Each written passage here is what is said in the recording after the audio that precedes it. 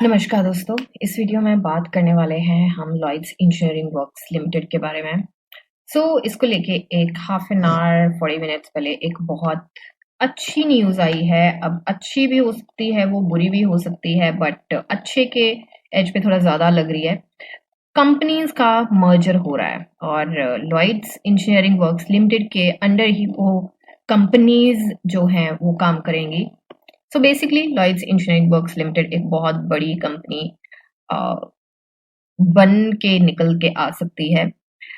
अब न्यूज़ क्या है? न्यूज़ आई है थोड़ी देर पहले 29 को, आज आई है 19:25 के आसपास। अब न्यूज़ क्या है? न्यूज़ ये है कि कंपनीज का मर्जर हो रहा है, जैसे कि मैंने बात करी है, बट किन कंपनीज का मर्जर हो रहा है? तो बेसिकली मर्जर होने का ड्राफ्ट जो है उसका अप्रूव ड्राफ्ट जो है वो फाइल किया जा चुका है एंड अभी भी सब्जेक्ट टू अप्रूवल है ये।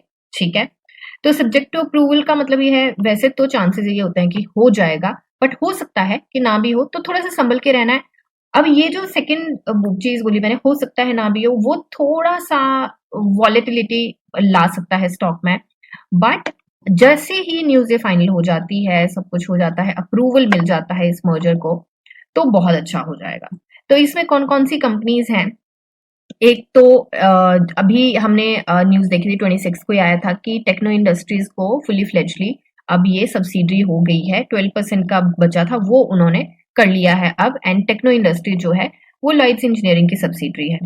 Then Lloyds infrastructure and construction, metal fab, hi tech companies जो हैं, वो जो कंपनीज हैं वो अब लॉयड्स इंजीनियरिंग वर्क्स लिमिटेड के वो मर्जर हो रहा है इनका इस कंपनी के साथ।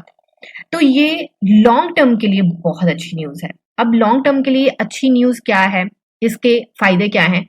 सबसे पहले तो यहाँ पे क्लियर कॉर्पोरेट स्ट्रक्चर मिल जाता है जो कि इजी टू अंडरस्टैंड रहेगा, क्योंकि अंडर वन रूफ ही सारे डिसीजन एंड एवरीथिंग होगा। ठीक है, दूसरा है मैनेजमेंट जो है वो काफी एफिशिएंटली, क्योंकि अंडर वन रूफ रहेगा सारी डिसीजन एंड एवरीथिंग, तो मैनेजमेंट जो रहेगी वो उसको बहुत एफिशिएंसी आएगी उसमें, उसको बहुत एफिशिएंटली हैंडल किया जा सकता है। दूसरा, जो प्रोजेक्ट्स मिलेंगे, अब पहले अलग अलग कंपनीज को मिलते थे, जो भी अब प्रोजेक्ट्स मिलेंगे वो प्रोजेक्ट्स अब सारे लॉयड्स इंजीनियरिंग वर्क्स लिमिटेड के अंदर ही आएंगे, तो ये कंपनी ऑटोमेटिकली बड़ी बन जाती है।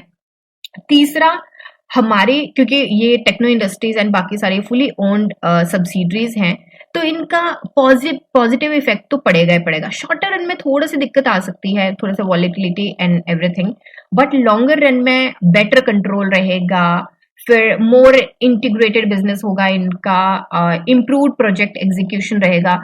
बेसिकली जो भी अंडर वन रूफ की जो बात है, उस बात से ही सारी चीजें पता चल जाती है कि जब मैनेजमेंट कुछ ही लोगों के हाथ में होती है तो डिसीजन मेकिंग क्विक हो जाती है, एंड प्रॉफिट्स एंड बाकी सारी चीजें जो होंगी वो सारा कुछ इसके अंदर ही आएगा। तो लॉन्गर रन के लिए बेसिकली कंपनी जो अभी इसका साइज है वो और बड़ी बन जाएगी मर्जर के बाद। ठीक है, अभी एक बार चलते हैं इसके चार्ट पे। हम चार्ट पे हमने क्या देखा था, आज थोड़ा सा वॉलेटिलिटी हमें देखने को मिली थी यहाँ पे, एंड मैंने पहले भी बात करी थी, कल भी वीडियो में बोला था कि यहाँ पे थोड़ा सा 1-आधा% नीचे जाने की गुंजाइश है। कैंडल हमें रेड मिली है, spinning top kind of candle मिली है, बट हमें 0.21% का अप मूव मिला है आज। कैंडल रेड इसलिए है क्योंकि ये अपनी ओपनिंग से नीचे क्लोज हुई है, पर जैसे कि मैंने बात करी थी कि ये पिवट को टेस्ट करके आ सकता है। हालांकि पिवट 2 दिन में चेंज हो जाएगा, बट टेस्ट इसने जरूर किया। अब ये न्यूज भी आ गई है, अब इस न्यूज को लॉन्ग टर्म के लिए तो बहुत ही अच्छी साबित होने वाली है।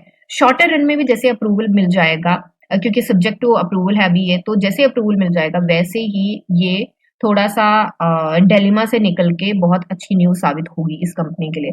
तो बेसिकली ये काफी ज्यादा अच्छी न्यूज है। अब बात करते हैं टेक्निकल्स की। तो ये टेस्ट यहाँ पे कर चुका है एंड यहाँ पे डोमिनेट करते हुए तो देखे हैं सेलर्स। यहाँ पे स्टार्टिंग में ही फर्स्ट हाफ में ही इसने खुलते ही इसने 2.5% के आसपास ही गया था ऊपर, बट सस्टेन नहीं कर पाया। सस्टेन ना करने के रीजन ये भी हैं क्योंकि यहाँ पे रेजिस्टेंस है, इस एरिया में ऑलरेडी रेजिस्टेंस जोन पे है, एंड यहाँ से निकलना इतना आसान नहीं है। बट अगर वॉल्यूम अच्छा जाता है, अभी न्यूज भी आ गई अच्छी सी, तो इसके साथ यहाँ से निकल भी सकता है।